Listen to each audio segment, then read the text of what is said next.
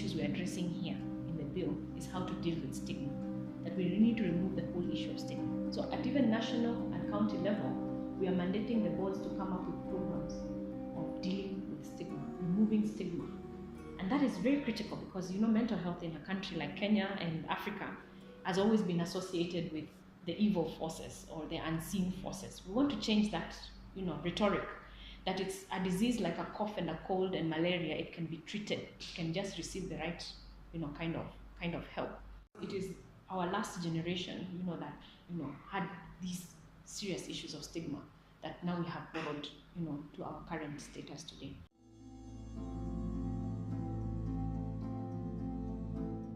We've asked in the bill that county governments ensure that even in curriculums, the conversation on mental health is being had, right from ECD.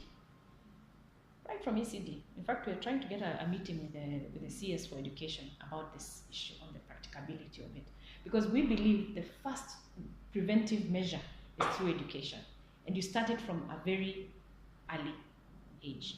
And then the rest is programs. Have programs and interactions at different ages or groups. And these programs, county governments can come up with them, like youth programs, where these conversations are had at certain fora or certain, days. They can declare certain days for having certain conversations. So again, these preventative issues can be done at county level.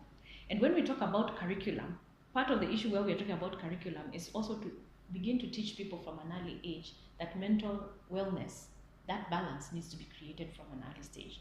And the one thing I have to be grateful about the new education system, with all the politics around the new education system, I have been watching it because my children are now going through it. And I'm beginning to see something which I've not seen in the other education system, where you can begin to see a balance, where students are not just books,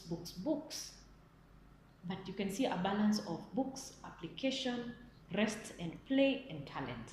And for me, that is so critical, that you have outlets of stress.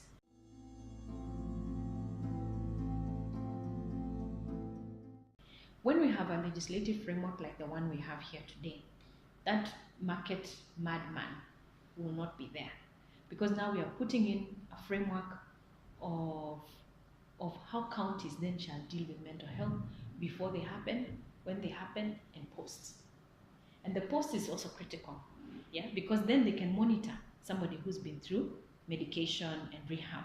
So in the event that they are not probably fully healed, then they can be brought back. So you won't have the madman hanging around as we see today.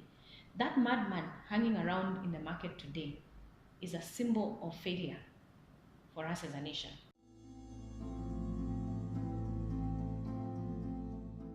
Okay. What we've done is an expansion and a recognition of the Bill of Rights, because every person, sick or not, is a human being and has their rights. What we've done is an expansion where that we are giving them even more capacity to make decisions on themselves. And where they can't make decisions, then there is a series that we have recommended here of getting their representation and the rights that the representation will have. I know this is a very big area of debate, especially when it comes from the doctors themselves and the rights that the doctors should have over somebody who they feel is a patient in the first instance. But those are the areas now where we want public participation, that we should have all the stakeholders come in and let us debate. So from the human rights perspective, they're happy with the angle that we have used. But the doctors are a bit concerned because they feel they should have a certain kind of right over what they feel is a patient in the first instant, that they can make certain decisions that are critical for that patient.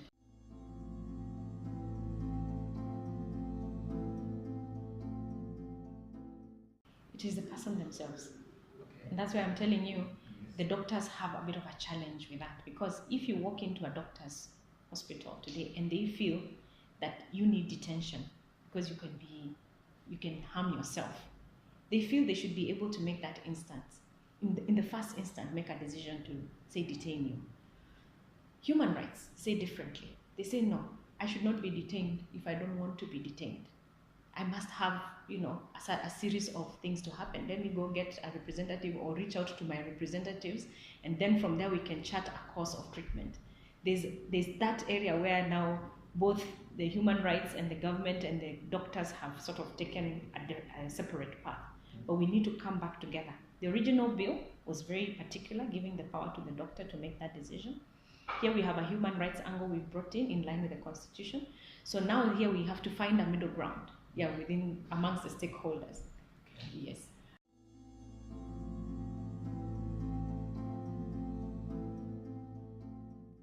The parent is more suitable in making decisions for a child, regardless of the age of that child, than maybe a spouse would when issues of property are at hand. That's the simple explanation I can give to that answer.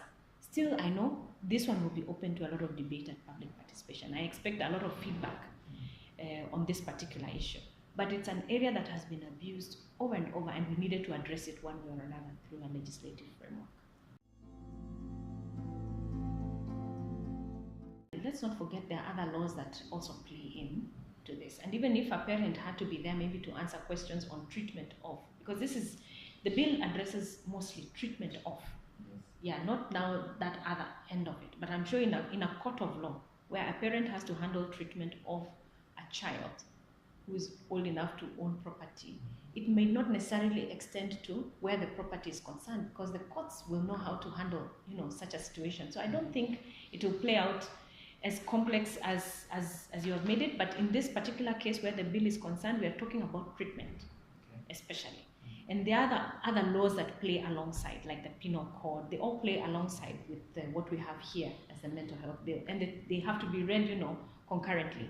And there you leave it to the judges, because then they know how to look at all the bills against each other in the event of a situation, like that. But to have a parent as a representative where medical care is required, I think is a low-hanging fruit. It's a good idea. Okay. Yes.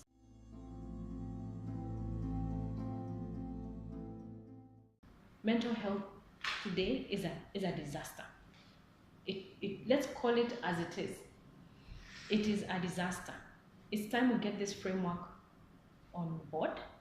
It's time we task our county governments to actualize everything that has been put in this bill.